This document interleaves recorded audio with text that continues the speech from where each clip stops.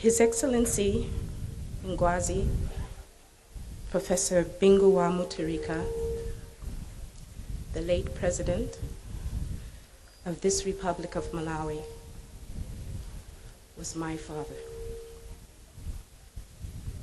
Affectionately known to us, his children, Noma, his eldest, Madaliso, his only son, and Tapiwa, as Dad and Daddy. Known to his grandchildren, Tambirai, Sarudzai, Kumbirai, Chengetai, Laimi, Angelique, Shaya, and Paidamoyo, his grandpa, Pop-Pop, Papa. We will miss him immensely. The man you knew, who stood before you on numerous podiums, who fed you, clothed family members, who took care of communities, was a wonderful man. He was a visionary, and he was a man of integrity. But that's not all that he was. He was also our sounding board. He was our leader. He was the person we went to for guidance, and he will be sorely missed. On the day that he collapsed, I was to have lunch with him.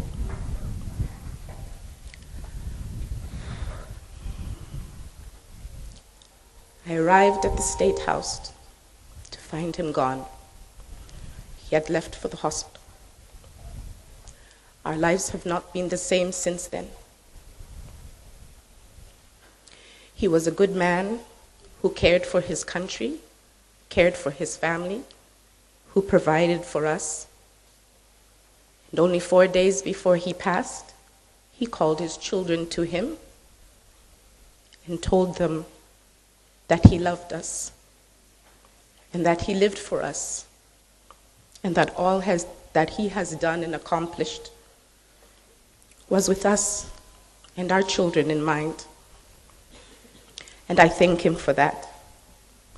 I stand here immensely proud to be the daughter of Ngwazi, Professor Bingu Mutharika of Malawi.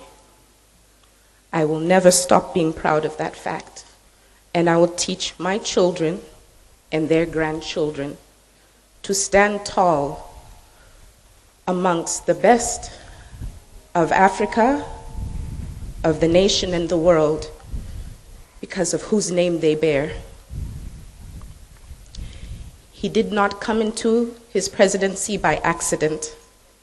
It was by design, God's design, and all of the jobs that he did, all of the work he did was leading to this point that we've come to, where he was president.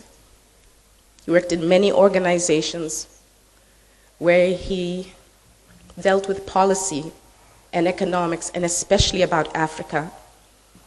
And I hope that Her Excellency the President doesn't mind me saying, my father told me from the time I was this high that he was going to be the president of Malawi, and I was to be his vice president. It did not work out that way, as you can see, but it still was a woman. So I'm not sure how we will fill the void, but we will stand together, the four of us strong. We will stand with Amai Kalista. We will stand with the grandchildren, some too young to even understand, and we will remind them every day. There once was a man named Bingu who walked on this earth, who lived and breathed justice and peace, who cared for so many people.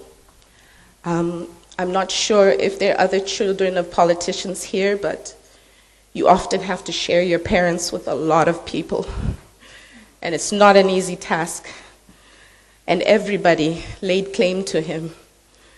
And there were moments where you wanted people to leave you be so you could have a moment with him. But now, in my grief, I'm grateful for all the people who called him father, uncle, and grandpa, because together